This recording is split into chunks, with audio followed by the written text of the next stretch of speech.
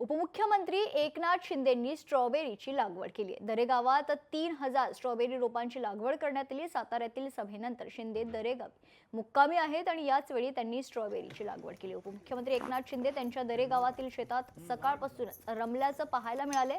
स्ट्रॉबेरीच्या रोपांची लागवड ते आज सकाळपासूनच करतायत। 2 दिवसांच्या सातारा दौऱ्यावर ते आले आहेत आणि काल साताऱ्यातील सभेनंतर ते दरेगावी मुक्कामी होते। आज सकाळपासून ते शेतात रमल्याचं चित्र पाहायला मिळतंय। मी इथं जेव्हा गावी येतो तेव्हा प्लांटेशन मोठ्या प्रमाणावर करतो। आता आज हे आपण जवळपास 3000 स्ट्रॉबेरीची रोपं लावलेली आहेत।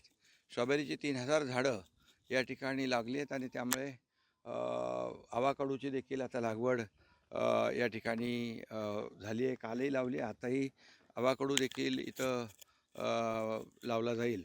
त्यामुळे आमच्या गावात आल्यानंतर ते आपोआप माझे पाय आणि हात जमिनीकडे वळतात आणि आमच्या सर्व लोकांना माहीत आहे की मी आल्यानंतर वृक्षारोपण हा माझा आवडीचा विषय आहे।